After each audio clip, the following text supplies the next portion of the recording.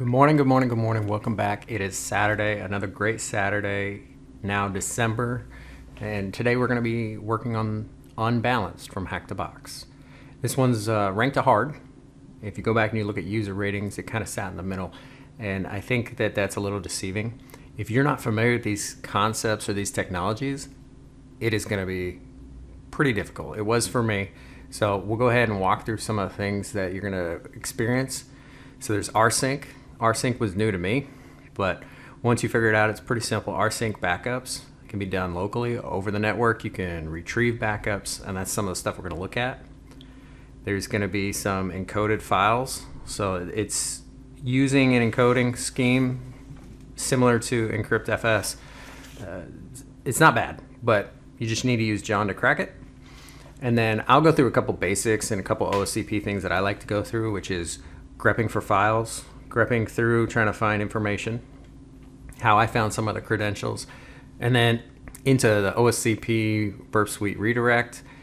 There will be some tricks there that I used. Some people were a little bit more successful with FoxyProxy. It just wasn't working for me. So I used a trick that I learned in Burpsuite that works really well, and it works for all your applications if you know how to redirect to proxy. And then Squid cache manager enumeration. So we're using a SquidProxy in this case, and we're going to go just reach into the cache, pull out some additional domains, kind of do a little CTF-y to figure out where to go next. And then once we get to a good spot, we're going to do some SQL. And this one's a little tricky. I put this in the AWAE category for anybody that's trying to do some more of the web pen testing. This one is something that you got to get really good at scripting. So I'll go through and show you how I scripted it to retrieve the credentials. And then once into the box, we'll be able to get a CVE on Pi-Hole, get www data access. And then from there, there is a CVE out there that tells you how to pivot into root from there, but I'm going to go through. I'm going to use credentials that I found that get me SSH access. All right. With that, I'm going to show you two different ways to do RSYNC, telnet and RSYNC, how I went about it. The encoding FS with John, you're going to need to open the files, and then you're going to need to crack the files. We're going to use the browser for a little bit because there is a website there. And then we're going to go into the squidclient, which is a command line interface application, and just show you a couple things there to pull down data. We use Burpsuite, like I said, for proxy redirects, and then you can use linps, lin and to find the files that we needed to get to that final root. A lot to do, so let's get started. As always, we'll start with an NMap. So just NMap, it is 200. They finally hit the 200th box, so we'll go ahead and let that run.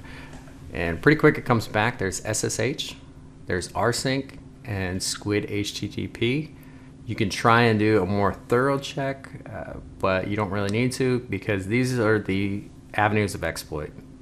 So the first thing, like I said, RSYNC, what is it? So it's a backup tool. You can do local remote backups. You can pull data. It works on Unix, but it works with some Windows boxes. And then you have the option of doing telnet or RSYNC. I'm going to show you telnet real quick, and then we'll go to RSYNC, which is a tool built for it. So if we just do a telnet and then say 10.10.10.200, and this is port 873, you're going to see it hang. And so when it hangs, it's looking for something, but because of telnet, it's a little delayed. You should see it when it pops up. So it gave us that. That is the banner. And in RSYNC, you need to repeat the banner back. So I'm going to say RSYNC. And from there, it actually lists it out for us. You can use hashtag list, so pound list, and it'll come back. But this is telling us that it does have one backup, one file structure, and it's called conf backups. It ends up being configuration backups, as it says right here. So it tells you, it gives you that hint that it's the EncFS encrypted configuration backups. Okay, you can go about pulling this that way, but RSYNC's way better for this. So let's go ahead and use that. I'm gonna go into my HTB, make a directory unbalanced.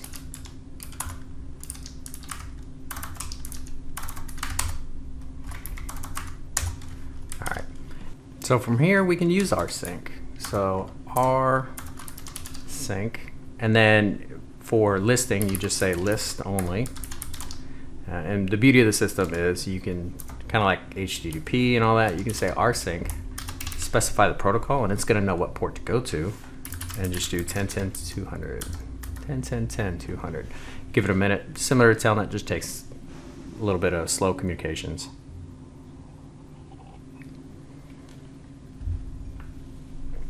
So it came back conf backups, so same information we got there. So from here, I'm going to go ahead and make a directory,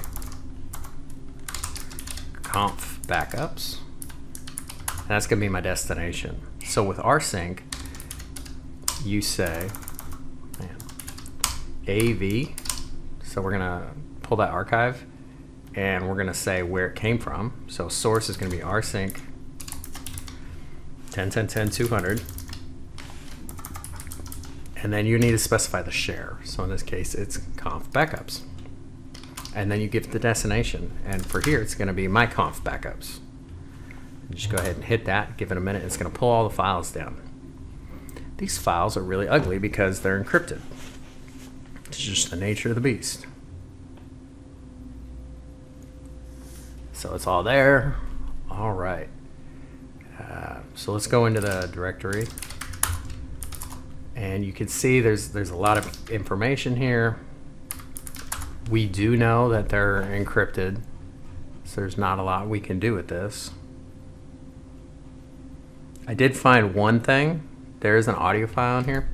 So if you do a file star, you're going to see it's kind of broken on this screen, but data. And then in here there's this MPEG AAC.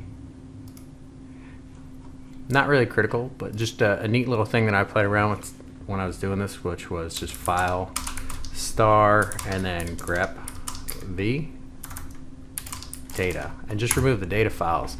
And there ends up being two files, one with non-ISO ASCII text, and then one that's an MPEG. It's not really true because these are all encrypted. It's a little tweaky, but it's a nice little way that you can isolate files. So if you're in a directory and you just want to look at a certain particular file, you can say that and just kind of grep the data down. All right. So from here, we've got these encrypted files, but we've got to do something with them. We have to make it into kind of a hash and then crack it. So now we got to use, there's a Security Stack Exchange article that does a really good job of explaining this one. Let's see if I can bring it up real quick. So this one walks through the process of doing the to John conversion. Let's turn off our burp. Try it again. All right. So this is breaking that file structure down. And as you come down here, it tells you how to set one up. This is just to make one. We don't want to make one. But in order to crack the password, you come down here and it says, use this, so the encfs to John, you're going to give it the encrypted directory, and then you're going to output it to this file right here. And obviously it could be any file you want, but we'll go ahead and follow this. So the to John, the encrypted, and then arrow, encfs. So from here, mine was a little bit hard. If you ever need to know, locate encfs2, and I've got kind of two different versions. I have a jumbo John in my op folder, so we'll just go ahead and use that one. So from here we can copy this, and then we're going to tell it what directory to use. It's going to be this one, and then I'm just going to say put it into before here, and then I'll paste in, and that's the file that we're going to create. So create a little hash. If I say cat.enc, you're going to see that it is a little hash file. So this is something that we can simply run through John and get some information back. So going to say John and .encfs, and then we'll give it a word list.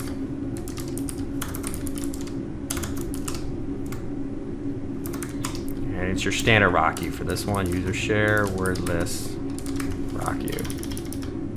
And then we'll just let it run like that. Tac, word list. And it determines that it is an EncFS, SHA-1, and it's just running through the process now. So now we've got our password. Our password is bubblegum. Now we need to unlock those files. So we're going to use one of the tools in the suite for the encoded file structure. It's encfsctl. So I'll just do that. And it's going to tell you, this is how we use it. Display information about the file system. So if I just want to take a look at it, if I want to get info, if I want to change the password, all this stuff. What I really want to work on is exporting. So I want it to decrypt the volume and write it to a path. Pretty simple. So we're just going to say the same thing. And then we're going to give it this. And then I'm going to tell it to put it into Decrypt. Yeah, didn't know how to do that. So we'll go back and we will say this, config backups, and then we're going to put it into Decrypt.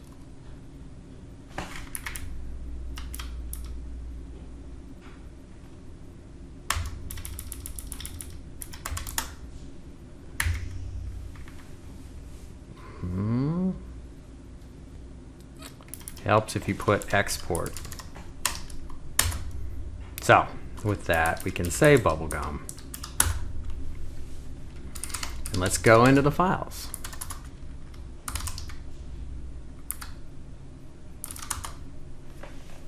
Now we have files. We have all these different configuration files. We got a ton of information to look through. There's a couple ways to go about it. You could just hand jam and try and figure it out.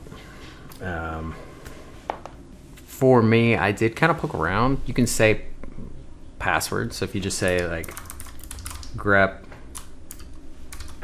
password, and you're gonna look at all the files.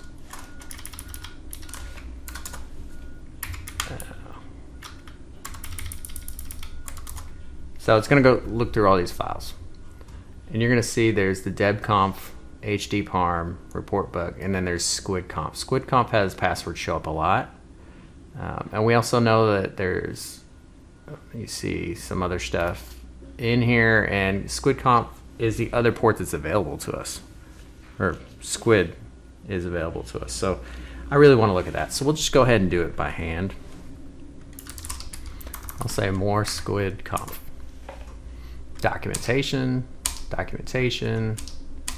There's a lot of documentation. What I really want to get rid of is anything that has the hashtag in the front. I know it's going to lose a few things in the process, but considering I'm only 1% in the file, there's a lot. So what I do is I say grep, and I'm going to do a v exclude, and then I'm going to exclude anything that starts with a hashtag. So that caret says pick out the beginning of the line, next character this, and then I'm going to say squid conf.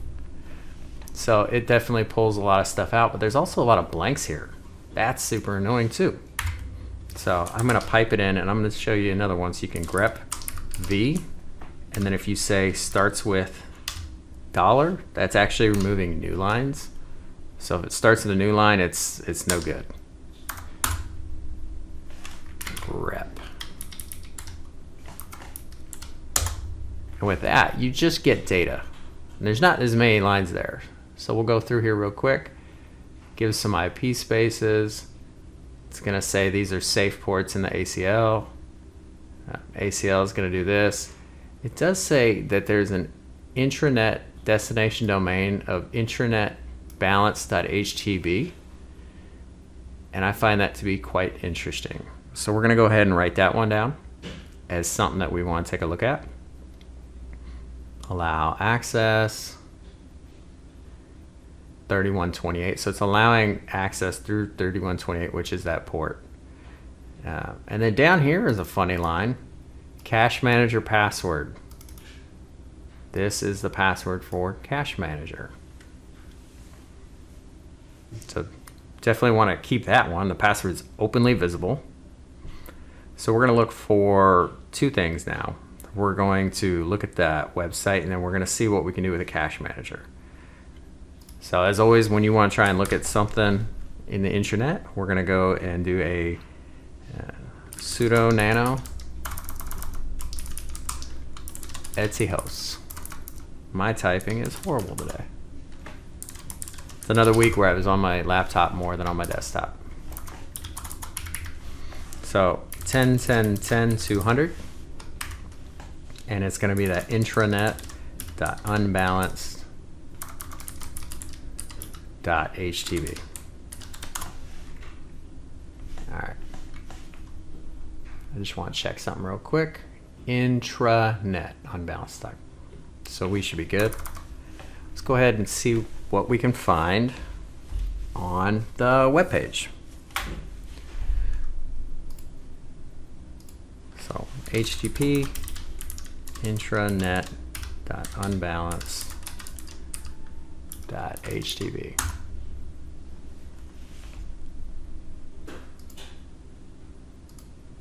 See if I get anything when I go to burp. Don't want HTTPS. Got my intruder on, or my intercept on. So it's not seeing that. Let's go ahead and make sure cat etc hosts 10.10.10.200 intranet unbalanced.htb. So one of the problems is you can't access this because it's looking for port 80, but we know port 80 is not open, right? So this is where you got to redirect through the SquidProxy. And the way that that works is it's in the user options. You scroll to the bottom, there's upstream proxy servers. We know that there's a SquidProxy in our space. So we're going to say add the destination host. So we want to hit, let's say star.unbalanced.htb. So anything that comes up unbalanced, we're going to push through this. And we're going to say the proxy host is at 10.10.10.200. Port is 3128. We're going to try basic. We're going to try cache manager. And then that password that we had.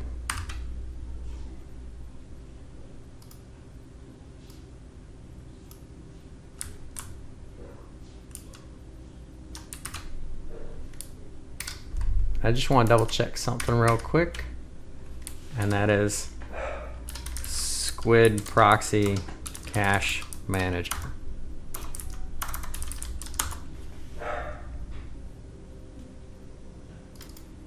The reason I came over here is I just want to check what the login is.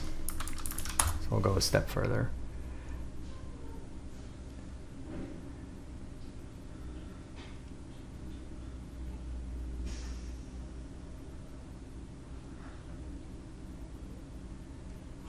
Username.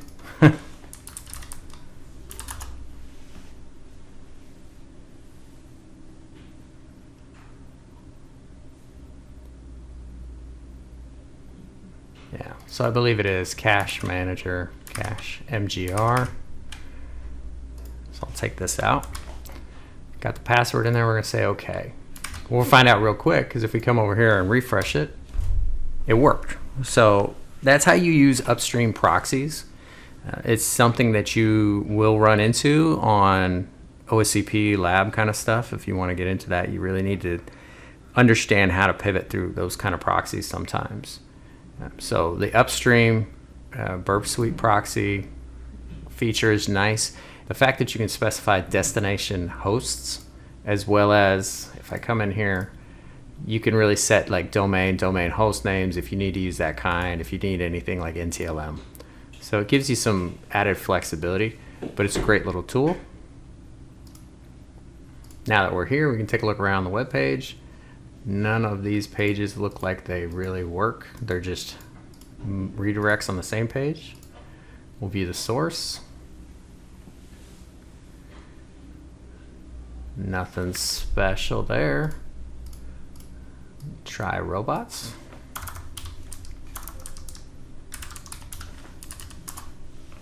Nope, that's not gonna work.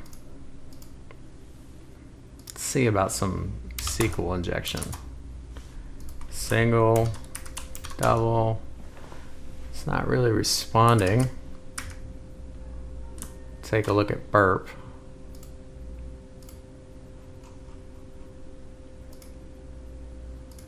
And it's coming back with 7059 length, nothing really significant. It's not taking the password. If I say admin, same thing, 7059, no response. It's not giving us anything, so you can't do any kind of enumeration off of it. So now is really the time where we need to understand what SquidProxy is doing, and that can be done through a tool called squidclient. So if you squidclient, it's going to tell you you're going to use this with these options, these HTTP options. So obviously send message to the server is usually a good one. We want to specify the host because it's not local, so we don't want to go with the default. It is the default port, so I'm not too worried about that. And if we come down, here's some of the options. So we definitely want to give it the proxy authentication password because we know it's the cache manager role. We just need to give it the password. And then we need to get some information from it. Let's see what it does give us for this. So we're going to say squidclient, give it the password. And this one does require like a single quote. And then we'll say unbalanced. Actually, we didn't put that into our thing, so we'll just say 10, 10, 10, 200.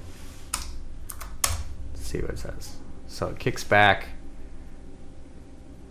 Your cache administrator is, and then it says web. So it didn't get any kind of hostname, access control protocol, anything like that.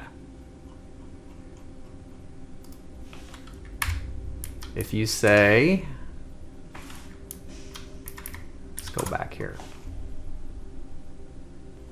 We want it to kick out some additional information about the domain. So this came off of a tip. I was tipped off to look for the FQDN, the fully qualified domain name, to see all the details about this domain. We know that it's unbalanced. So if we tell it this and we say the manager role, so there's different roles that you can look at, and it's in more thorough documentation. It's not here right now.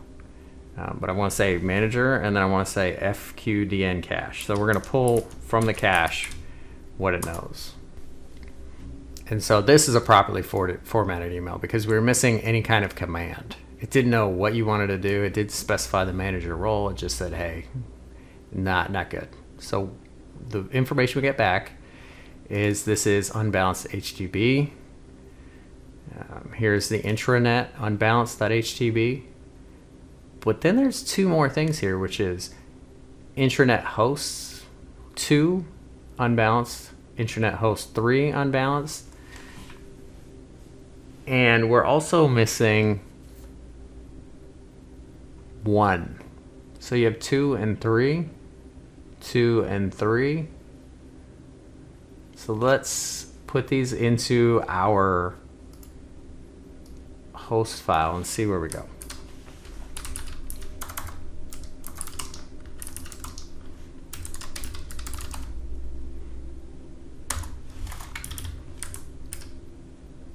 Well, that didn't work. I'm just going to background that for a second.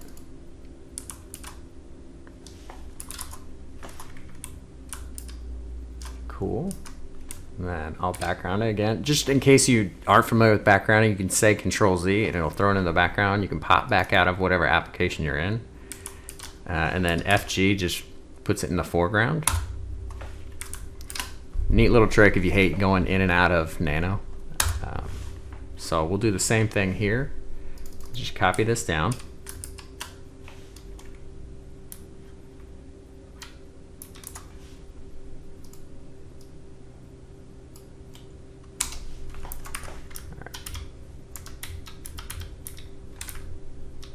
So we've got our additional hosts. And let's see what that gets us on the page. What do I say? Hosts 2? Host 2.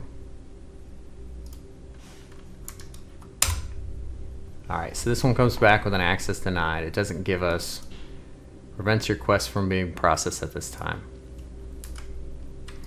If I go to the main page, same thing.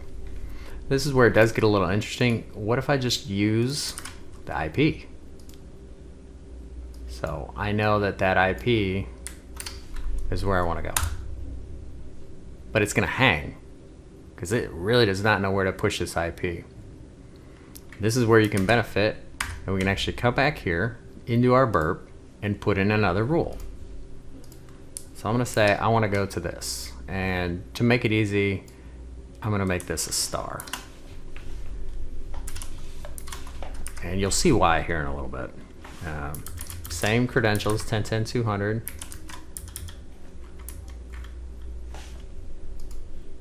And then we're going to say 3128.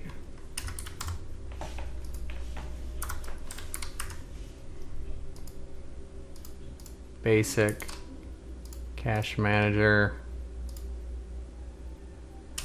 Bubblegum.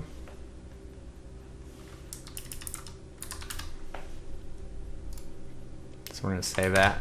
And we'll come back here and we're going to refresh this page. Now that we've told it where to point, it pulls up. This is where it got really frustrating. If you don't know how to work with that SquidProxy and redirect, you got stuck a lot. So this one's the same page as before. Admin. Admin. All right, it's giving us nothing. We'll take a look at 3. 3 is the same thing.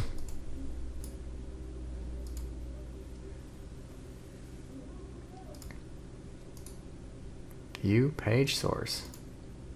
Why are they making this so hard? All right, we've looked at these. I want to try and look at 1. What if there is a 1? Oh, that's interesting. He comes back an error message. Host temporarily taken out of load balancing for security maintenance. So welcome unbalanced. So it's a little unbalanced. That's the name of the box. We can try and fuzz this, but we already know one of the pages that it should have. And it loads. And it's going to load. It's the only page any of them have. So we'll try admin, admin. This one now kicks back a credential error. So you're able to do user enumeration or password enumeration, but you can't do one or the other. You have to kind of know what you're going after. What else can we do? We can try and go back to that SQL inject, single. Okay, well that came back with invalid credentials, but when I said single quote, didn't say anything. That was a valid command. So this is where I like to play with or 1 equals 1.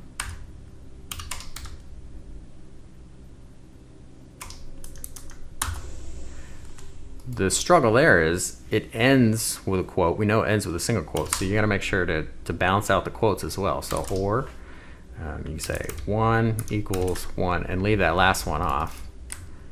Copy and paste that in. And we got some information back. So It's an easy way to test for SQL injection. I tried to do this one in SQL Map and it didn't work. This is a very hands-on approach that you have to take. And this is where I say we're kind of bridging into the AWAE, if you're into offensive securities, kind of web pen testing kind of stuff. So we do have a couple of users. So Rita, HR manager, Jim, web designer, Bryan, sysadministrator, Sarah, team leader. To be honest, I want Bryan. I want Bryan's account. Let's see how it works. So if I say Bryan, admin, invalid credentials. If I say Bryan at unbalanced.htb, admin, same thing. So it doesn't get us a whole lot of information. But we know that this is a username, more than likely. So we've got 4 usernames.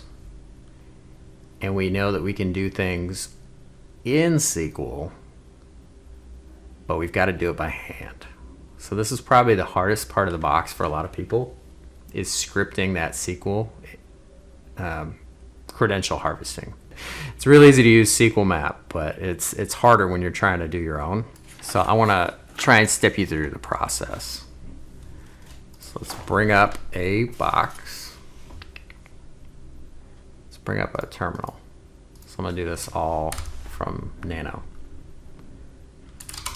Back out, and we will say nano harvest.py. First thing you always want to import here, requests.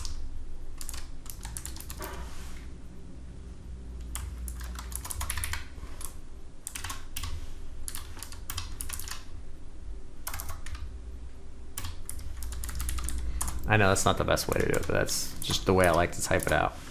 So we're going to specify the URL. Ooh.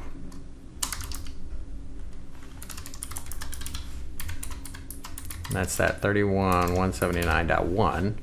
And we know that the page is intranet.php. We're going to use a proxy. And that is going to be the one that I am running, because I can do all the redirects from inside of burp. We're going to just shoot it to burp.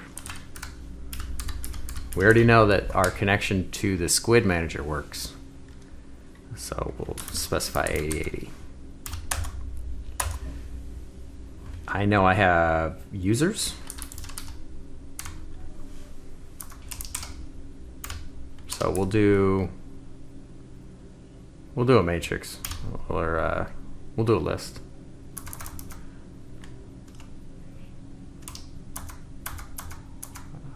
I hate the way it treats the cursor in here.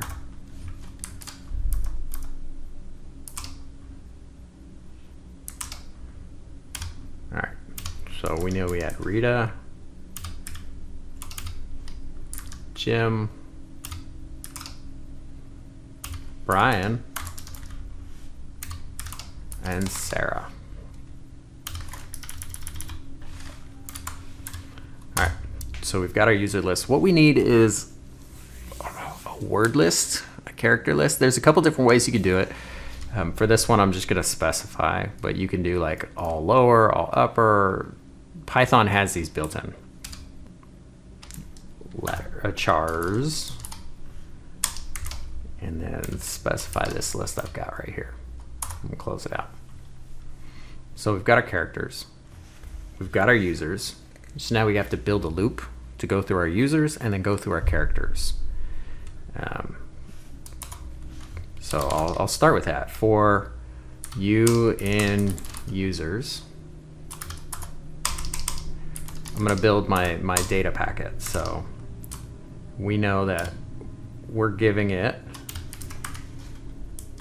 let's go over here. For our data, we're giving it a username and a password. So let's go ahead and pull that over. So username, password. And the way that it's going to break up data is it's going to treat them as independent parts. So user, password, It's actually going to be a colon.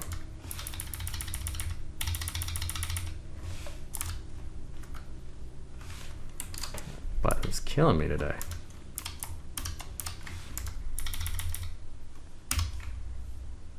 So we're going to run that as the data. We're going to make a request. Just call it R. R equals requests. And it's a post request. Just go back and show everybody. So it is a post request to intranet.php. We'll go ahead and pull the ones that we were doing here. These are the most accurate ones. So there's a capital U and a capital P. I'm going to do that just to make sure that there's no issues. It shouldn't, but be as accurate as possible. All right. So it's a post. And I'm going to say go to the URL. So we've specified the URL right here. I'm going to say data equals data. So we're going to say use this data that we just provided you. And then I like to add proxies. And this is especially useful here, but I'll use them a lot. That way you can always take a look at what you're sending. And I can just say proxy. Usually I say proxies equal proxies, so I've kind of thrown myself off. I apologize for that. We'll close out that JSON data. Well, we don't need JSON data. So we'll just close this out. This is our request. And then I just want to look at the request and make sure it's working. So print R. R.TXT. Just to make sure that we're seeing something. So if I say, sometimes I'll do this when I know I'm going to be running a lot. I'm just going to say chmod harvest. So I got session timeout. String has no attribute get, so it's proxies.get. So I don't think it liked the way that I wrote my proxy. I did it a little bit differently here, so I actually do need to build it. I'll build it the way I normally do. I'm making this harder than it needs to be. So proxies, and then I would put the JSON up here. So,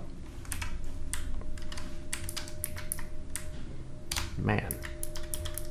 So you would, just like the other data, HTTP colon HTTP and bracket. Okay. All right, so this is how I would normally do it. I'd say data equals data, proxies equal proxies. I called proxies up here. I said a HTTP, go to this. And you can do HTTPS as well. You can do all that stuff. So overcomplicating things. And now you see it comes back with page data. So we know that it's working and we aren't getting back invalid credentials. So we know what a bad page looks like. And this is perfect. This is what you're looking for when you're doing AWAE kind of stuff. When you're doing WFuzz, when you're doing some of these other applications, you tell it to look for a message to identify it as a bad page. Here, we've identified what a bad text looks like. It doesn't come back with a username. It doesn't come back with any of that. So it should be, if we come over to our burp, the same length. So you're going to see that these are our posts. And they're all admin, admin, admin. So we didn't actually loop their users, but we can see they're all 70, 79. Let's go ahead and try and loop their users to make it more applicable. So here I'm going to say you. So we're going to specify you as the user. And when I rerun it and I come back over here, I've got 4 new requests, and you're going to see it says Rita, Jim, Bryan. It says all the usernames, but it's all the same length coming back. So we can use a length specification. We can use a text specification. There's a couple different ways that you can say this is a bad file. So I'm just going to go ahead and say nano.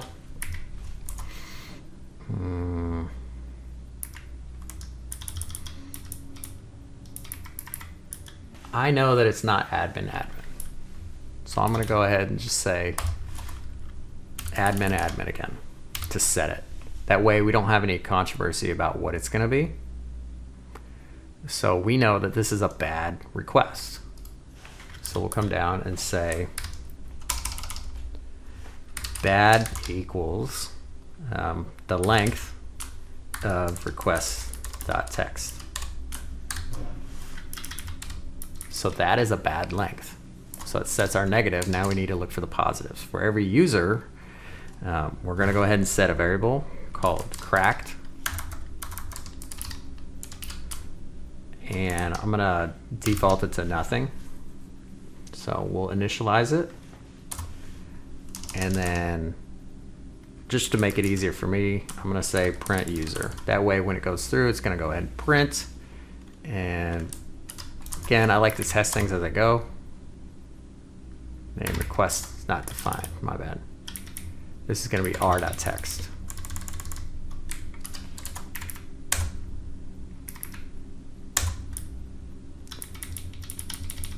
I'm doing this on the fly, sorry. So now I've got it running through the script.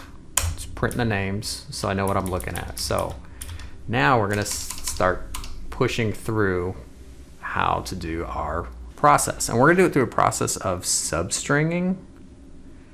So we're going to try and say for character this, and it's a feature within SQL that we're able to do this. So we'll say for C in chars.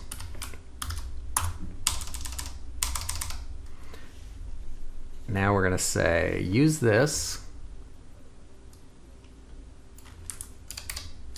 So this is what our data is going to look like, but we're going to change it to user U again.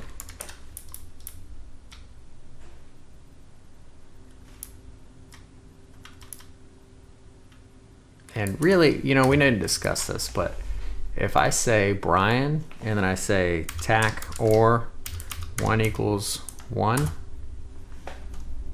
and if I say this or 1 equals 1, that's invalid. So it's actually the password file or the password field. So we're going to leave this as blank. I don't care what this is. So I apologize for not showing that to you, but it's a password SQL injection, not a username SQL injection. And we're going to do the same thing here. We're going to give it another. So we're actually, to make this less confusing, I'm going to use double quotes for all of this down here. I apologize. Single quotes gets really hard because that's the one that we're using, so we want to try and avoid that. So I'll leave that single quote there. All right, so single quote will close out our SQL. And then now we can say or and do whatever we want. And I would like to go after the user first. So we're going to say or username equals. We're going to put it in a single quote, because if you were to do it live, you would say admin single quote. So I'm going to do that, but then I'm going to break this and I'm going to tell it to add in the user. So plus u plus. I apologize if this looks weird, but you're going to do SQL and then you're going to break out of that with Python to inject that username. So the u in this one. And so now we're going to take advantage of substringing the password. So in order to substring, I've actually got to add in another counter.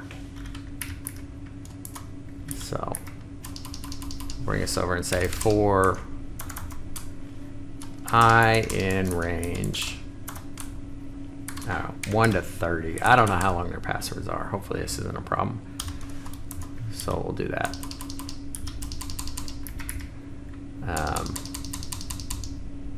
So we're gonna step through it. So for that, and then now we say substring. So that SQL command is gonna allow us to pull out individual characters, and we're gonna substring password, which is the field that it is looking at.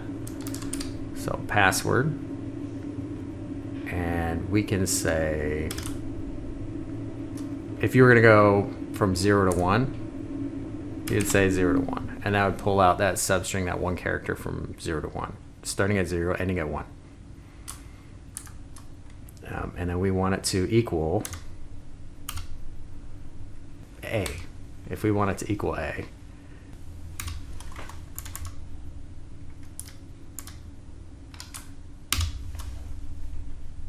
and then we're going to allow it to be open-ended on the back end. So we're going to have a single quote open-ended on the back end because the system is going to inject that additional single quote at the end.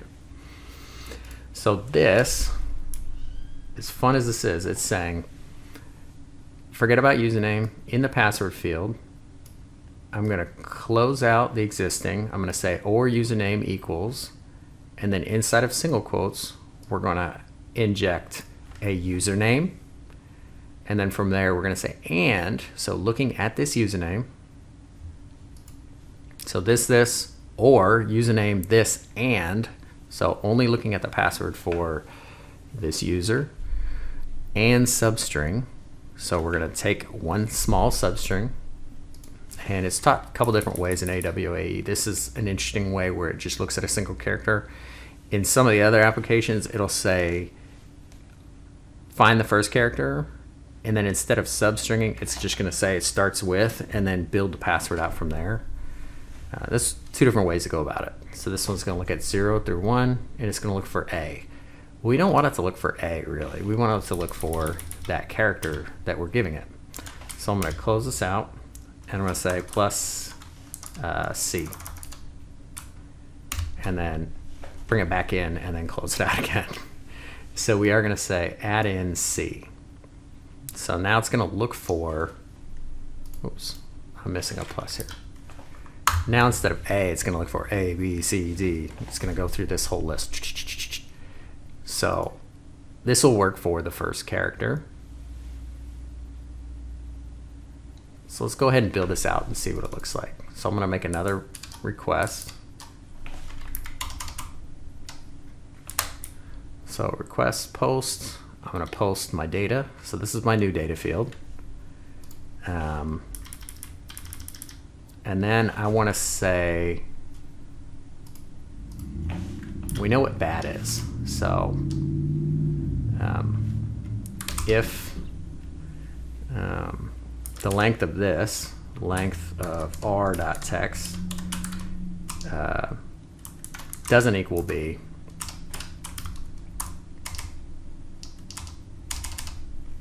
print print C. We want to know what the character is, so print C. So we're going to iterate through this. This is not the final result, but this kind of gets us closer. So this range doesn't do anything for us right now. I want to show you. I'm just going to go ahead and show you the first character.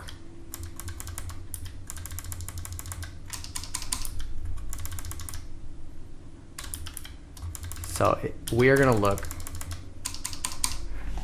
We're going to look for Rita, Jim, Brian, and Sarah, and we're going to look at the first character. So we're going to substring 0 through 1. We're going to run through the characters, and then if the length works, that it's not the B and it actually comes back with some kind of result, we are going to print C. All right. When we've printed C, I'm going to go ahead and say break out of this loop, because I don't need to keep looking at characters. I know what the second character is.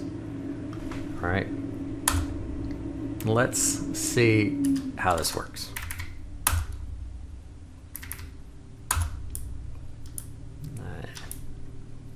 Needs to be text.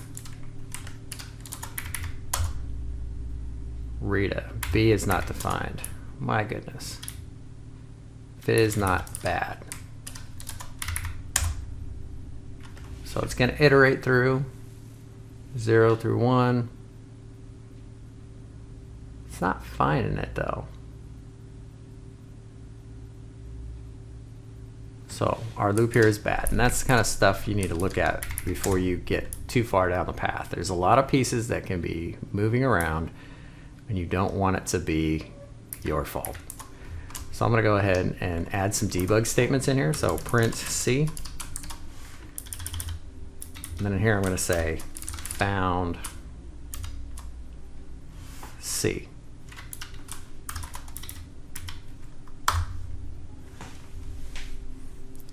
Let's just double check what it's going to look like. And we can look back here. We can definitely see it ran. Said this or username Rita and substring password 01 da da da da. So it's just not coming back with anything, but we definitely ran a lot of options here.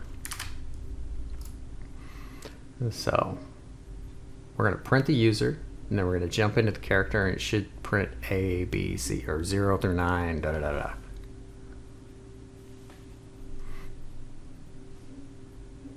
And then we'll see where we're coming up short here. So we know bad length is this. So if this is different than bad, then print found this, break.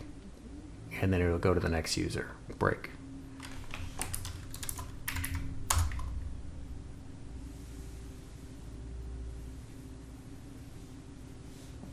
So yeah, it steps right through. It's not flagging. Let's make sure we've done this right.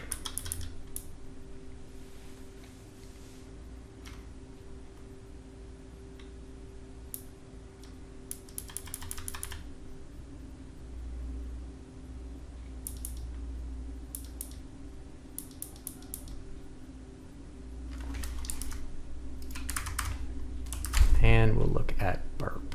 And I want to take this over and decode it just to make sure that it's running the right string. So decode as URL. So this or username equals Rita and substring password 0, 1 character. I think I'm actually just doing this wrong by saying 0 to 1.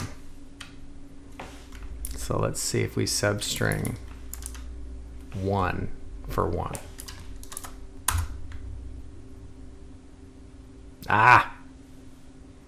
See? Now it's starting to hit. Alright, so that was a mistake on my part. I apologize. 0 to 1 doesn't work. Hell, that should have been our negative case. But with that, now we can iterate through this.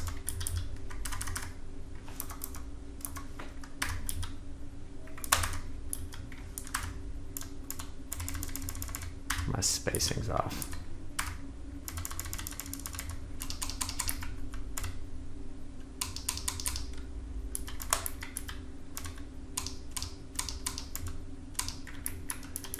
All right.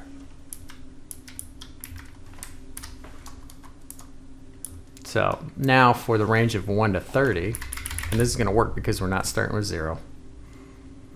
We're going to say substring, and then from here I will say plus, and then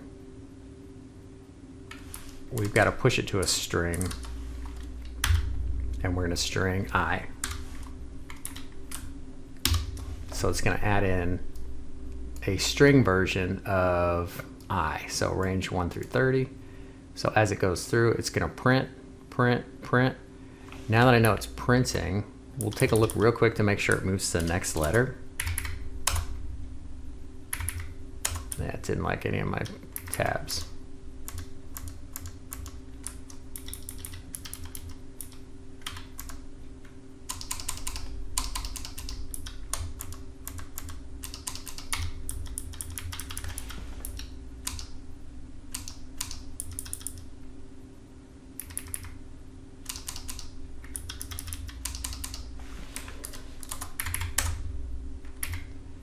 The end of C.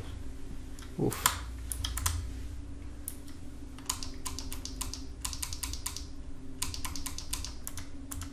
got tabs in there.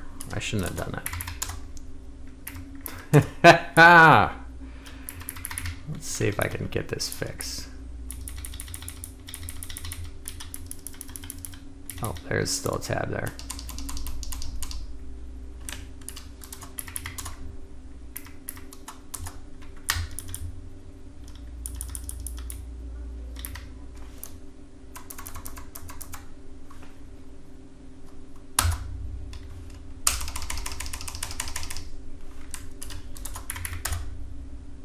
Invalid syntax. It really hates me right now.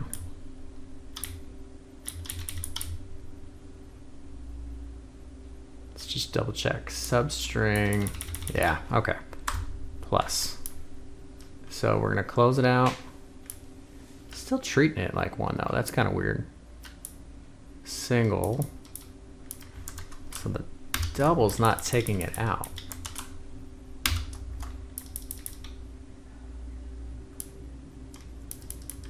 I don't like that at all. Let's try that again.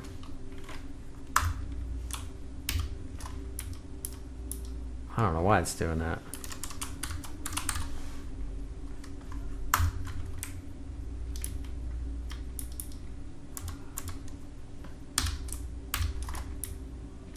Let's see if it'll run. There it goes. Okay. So it found P, found A, found S. S, okay, so we got password. All right, let's go ahead and close this up.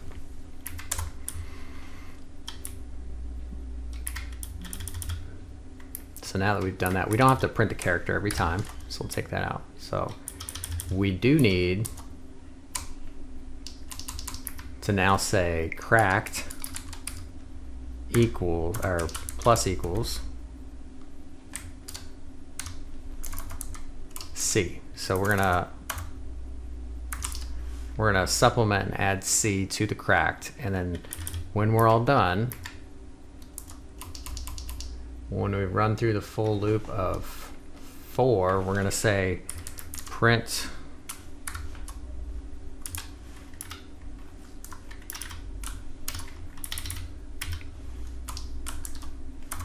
cracked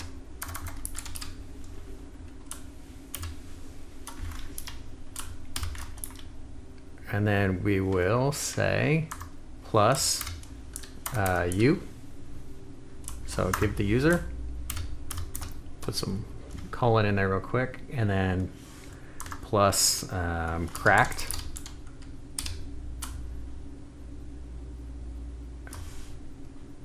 And that should be good. We'll close it out. So need to make sure that it's in the right spot. And then it'll run to the next user. So we know it's a Rita. I still have these in there. It's kind of ugly, but it does show you the process of how it's working through the different programmatics.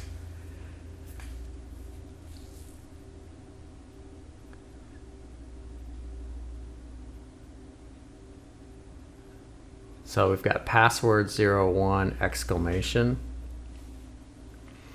And one of the things that it's wasting is it's going all the way to 30 characters. If it's only this long, we're wasting our time.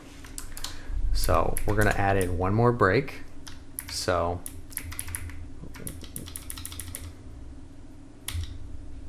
when doing this range, we'll go ahead and set found equals false. So it has not been found. Make sure that's the right indentation. Yeah. So found is false. If it finds this character, it'll break out of the loop and go to the next character. If it gets to the end, if it has done all the characters for that one number and found nothing, there could be some smaller symbols or things that are non-printable goofiness. But if not, we can just simply say if it needs to be out of this loop. Jeepers.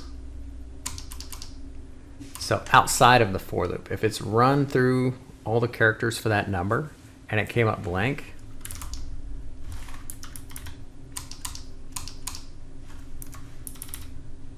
then we can say if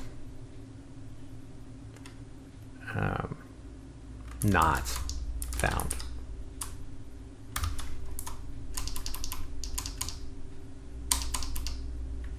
Then break again. These spaces are killing me. So we're going to say found false. We need to set true.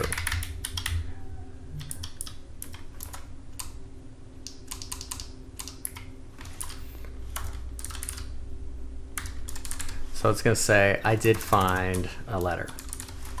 So this is all it's doing. It's saying for number 1, I haven't found anything. Run through, run through, run through. If I found it, I'm going to set it to found. I'm going to put it into cracked and then break and do the next character, or break and do the next number. It's going to go to the next number, which is number 2. It's going to look for the second letter of the password.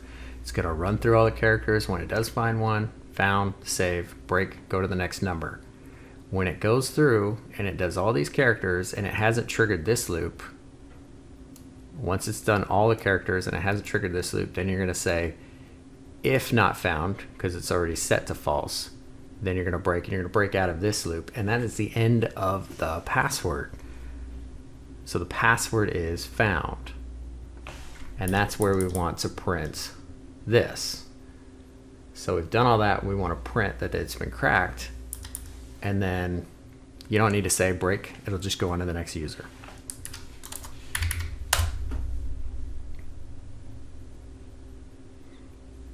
I still have the found. I have another trick in here I can show you guys real quick. I know this is going to end up being a long video, but it's a nice little way to do your passwords, similar to what you see in more professional programs. It's really easy to do with just a sys control.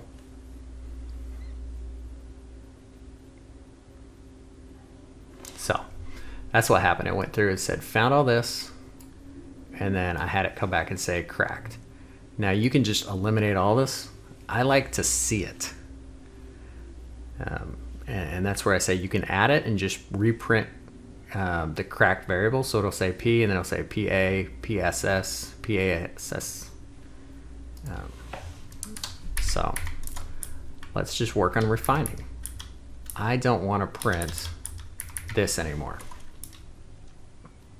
but I do want to print something else in its place. So this one requires a sys standard out flush, and so we need to come back here and say import sys.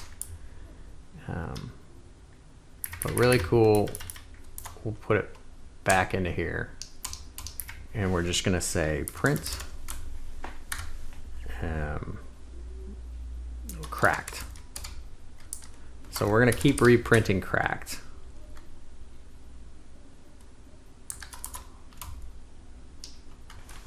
But I'll put in a sys standard out dot flush.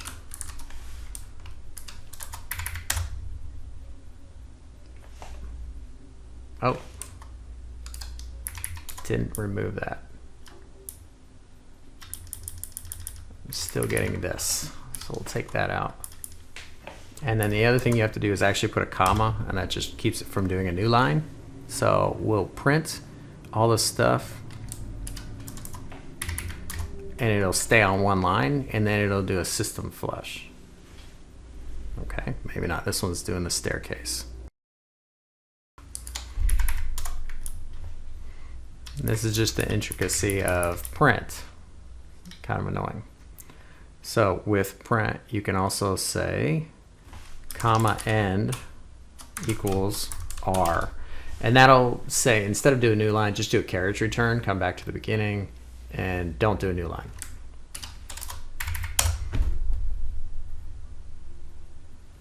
Now I got what I was looking for. So it is not critical. It's just kind of a nice addition to the overall project.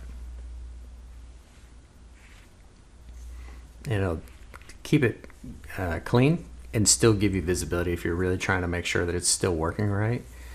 instead of having to use debugs. So we're going to go ahead and let this run, and this should get us our credentials.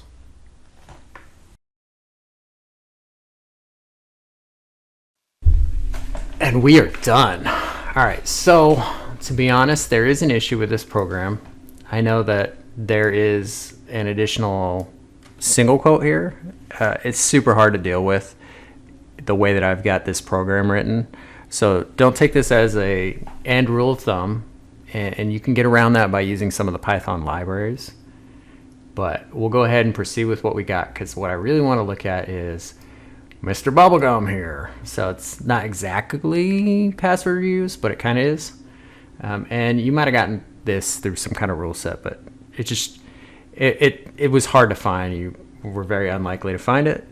So now that we've got the password, what can we do with that password? Well, first thing I want to try is just to SSH, because that was super annoying. So I cleared the screen, but I need the password. Copy that, clear the screen again, SSH, Bryan at 10.10.10.200. And we're going to give it a password, and we're in. We got Bryan. Oh, so much work on that one. It's unbelievable if you're not skilled at doing blind SQL like that. It's just, there are some guides out there, but I hope that you got something out of that, because it was so important to understand if you're going to get into manual pen testing. Understanding loops and logic is what's most critical. So with that, we have two files here. We're going to say cat user car cat user.txt user text. Done with the user step. Let's start working on admin, trying to get root. Let's take a look at to do. This is a nice little to do file that he left. Intranet install host 3, which they did. Host 3 code to fix cross-path vulnerability. Test it, and then add the load balancer. Take down 1 and 2. Fix 2, done. Re-add 2, done. Fix 1 to do. Re-add 1 to do. That's where we got our vulnerability that let us into the door, is that he didn't fix intranet host 1, which was that .1. Now let's see, there's also a Pi-Hole in here. And I'm just going to pull this up on the screen real quick. This is the image I was giving you. There's the guy that's unbalanced, but look at his hands. Yeah, he's got little pies on his hands, so it's a nice little tribute. I appreciate that. So come back here. We're going to look at this. He installed the Docker, set a temporary admin password, done. Create the Pi-Hole configuration, so he's doing the configuration. Run the script to do expose the Pi-Hole ports. So he hasn't exposed Pi-Hole to the system, but there is an admin password on there that's temporary, and there is a configuration script that is in progress. So that's what we need to track down, is that configuration script. Couple ways to do that. I want to try and look at the whole system. So let's go ahead and just go to cd dev shm. I'm going to open up a new tab here, and we're going to cd var html. And I'm going to start up my Python server. So Python 3 m http.server 80. And we're going to come back here and just pull over some of the stuff we're looking for. So wget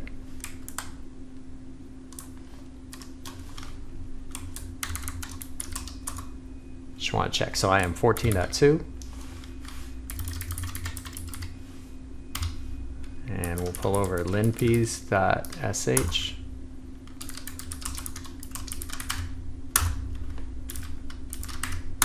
And we'll go ahead and run that.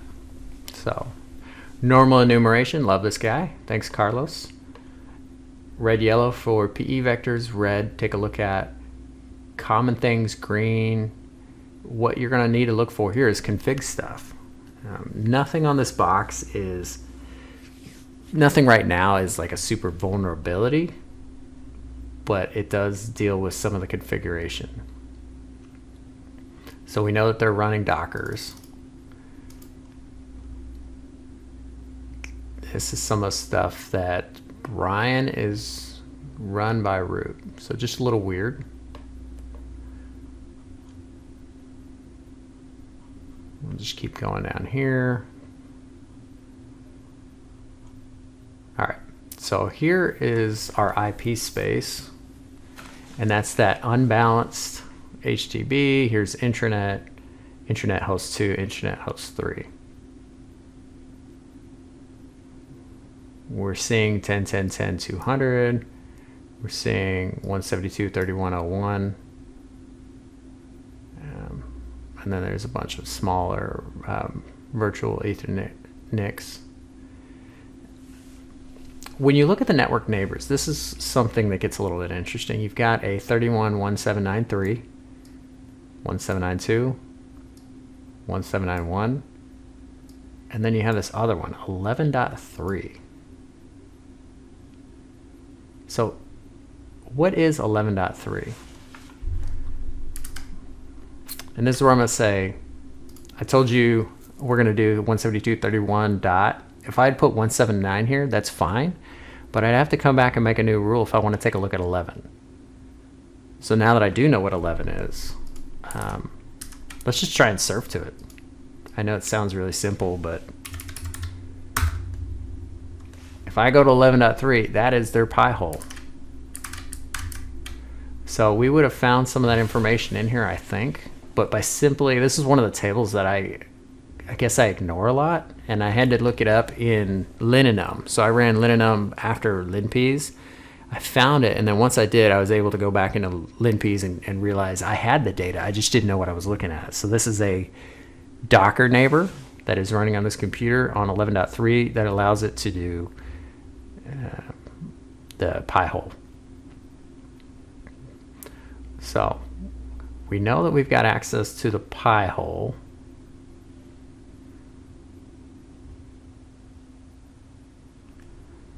We're just going to keep coming down here. Here's some of that information about the RSYNC config. That's all the information we would have found earlier.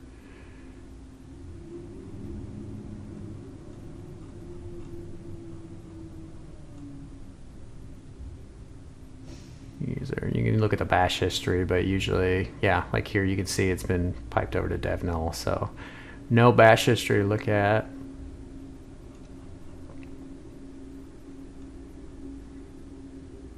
Searching for passwords, things like that.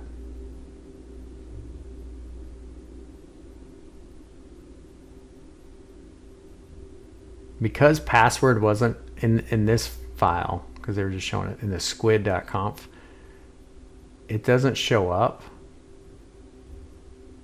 because it doesn't say password. Oh, no, there it is. Okay, it does show up. This SSH1, that's the one that we found earlier. So there it is. My apologies. But nothing else pops up in this. So let's take a look at the Pi-Hole. It was shortly after this that I actually started running a Pi-Hole at home just because I found it quite interesting, fun. So we'll go to the admin panel. Here's the panel. It's got a dashboard. It's got a login. It said there was a temporary password, so let's just go for the basic stuff. Admin. And it let us in. Wow. All right. So that was pretty simple. What can we figure out from this system? All right, we got version numbers here. So Pi-Hole, you've got 432, web version 4.3, FTL version 4.3.1. So what can we find out for Pi-Hole 4.3.2? So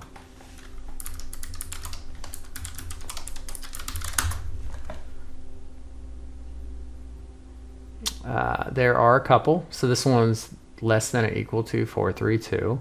Team 07 made one on CVE 2020-8816. So it's run and go. This one, they actually compiled a binary, but the problem I ran into is this doesn't allow me to use my proxy. And so that is the critical fail for me. And there's ways to work around that by, I try to use proxy chains, that's not going to work, but you can use different IP table rules in order to move things around. I didn't want to get too complex, too deep into the weeds on this one. So that was the challenge I ran in that one. Now that I see it, I realize what it was. What I found to be more interesting, and this came out after the box was published and released, what if I just say Pi-Hole exploit? So if I say Pi-Hole exploit, there actually was another one that came out for 4.4 back in May 2020. It's 11.108, and there's a pretty good write-up here. This one kind of goes through steps of how to exploit it, how to run it, and then it actually allows you to double down once you got that as www data, run it again. He called it teleporter, and then it teleports you up to root. That's not what I'm going to do, but I am going to use the minor modification of getting my foothold that way.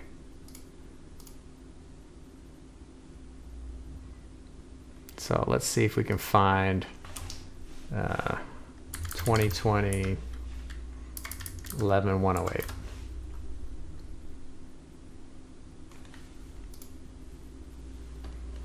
So this is the script. It kind of runs through the whole thing. It's already built in Python 3, which is great. Makes me happy. You just specify the information here, and it should kick back a listener. Now this one, I believe, builds its own listener. No, make sure to set up a listener on this port first. So this one's super complex. Not sure if I got this one to run right either. We'll go ahead and download it. So save this. And we'll do the same thing. So copy it over.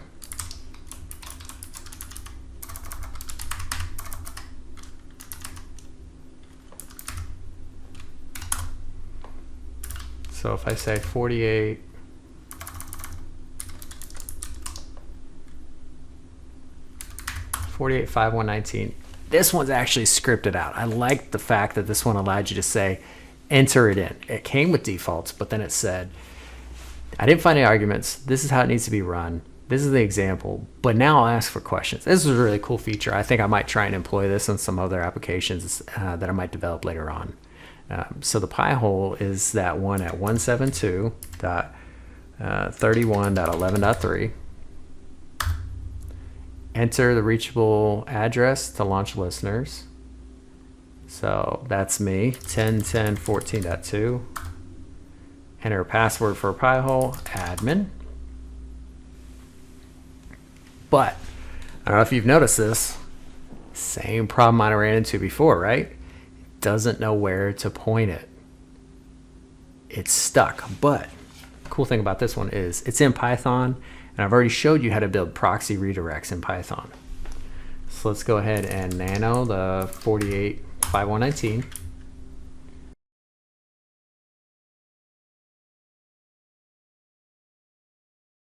So looking over some of my notes, I actually did run a different script that didn't use all the OData, OOpener kind of stuff. There's a couple ways around this.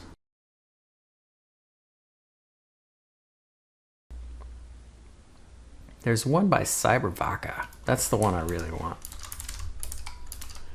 That one actually came with its own problems as well.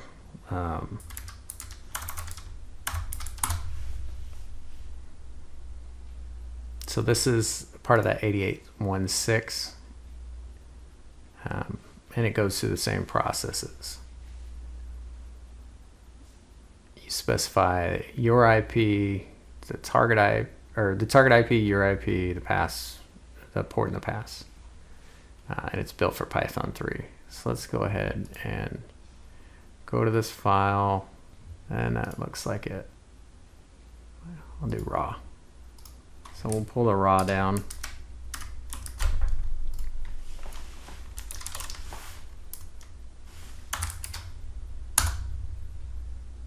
So we've got that. Let's try just running Python 3 CVE Pi, and then it said what in the parameters.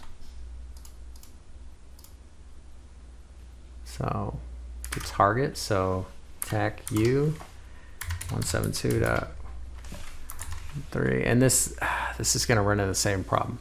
Now I will say I found a new trick since all of this that I kind of want to try.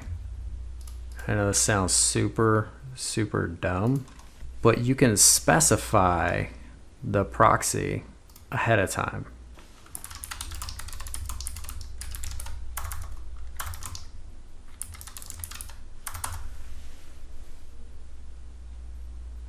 If you come in and you actually export an HTTP proxy, it should work as well.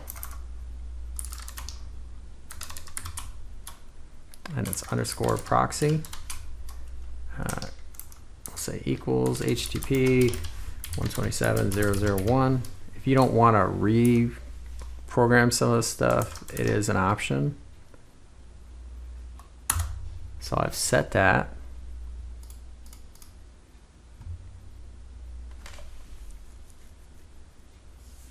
And then if I run this script the way it is,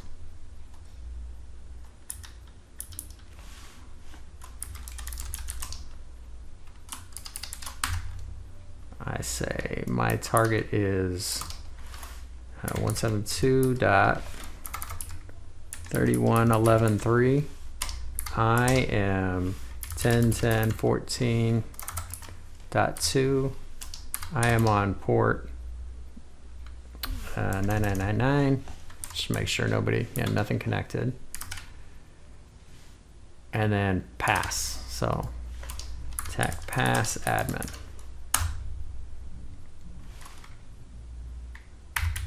And it wants the full schema.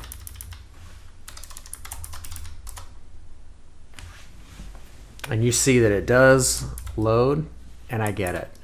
Sorry for all the confusion around here. I usually prefer programming my proxy in, but this is 100% the easier way to do all of your Python redirected through a proxy. So, pro tip there. Payload sent. We're on the box. ID, data. I'm sitting in the admin for this. Let's say hostname. So I'm on Pi-Hole. Now we still have Bryan over here. Let's see what it says over here. If I say hostname, it says unbalanced. So this is inside of a different Docker. So we like Docker. Docker gets us all kinds of things. If I come over to Bryan and I say cd root, I can't access anything. Inside the Docker, if I say cd root, oh, I got a couple things. So this is just the beauty that it hasn't been locked down. We do have admin rights on it. Let's take a look at Pi-Hole config.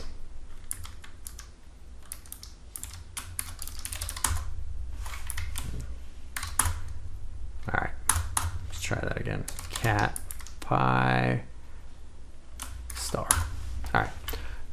So if we look at this, this is the config. Set web admin interface password. So we've actually got another password right here. So bubblegum for everyone. Love it, right? There's really no other way to explain this than if you come over to Bryan, su root, and you paste in the bubblegum for everyone password, you got root.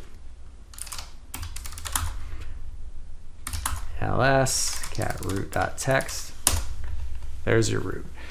So there's a lot of frustrations in this box. As you saw, there's a lot of programming, and these are the things that you have to work through if you're trying to do OSCP, AWAE.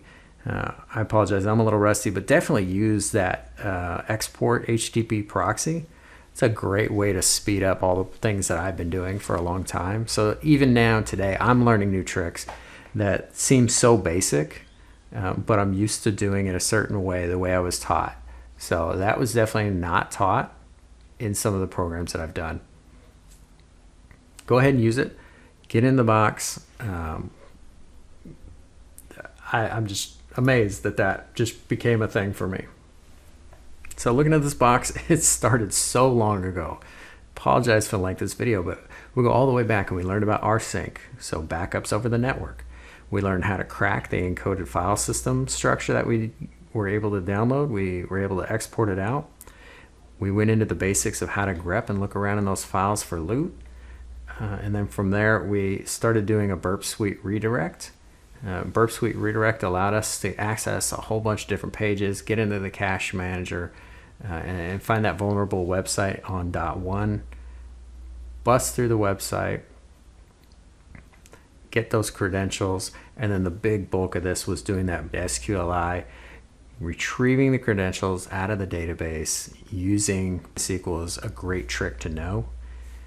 From there, we were able to get in the box. There was a CVE on Pi-Hole, which got us the root credentials, go back to the main box, dial them in, dial them up, get through Bryan, and all of a sudden we're root. So thank you for sticking around with us. I want to say awesome box, the polar bear gib paradox. I think there was only about 1,500 people that were able to get into this box, roughly around there. So 1,800 user owns, 1,752 system owns. It's marked medium, but it is not medium in my book. I marked this much higher, but I also marked it a great box because this is the kind of stuff you need to be dabbling in if you want to get into some of those higher pen test certs. So this is who I am. Appreciate you guys coming out. Another great week, another great box. Hope to see you again next week.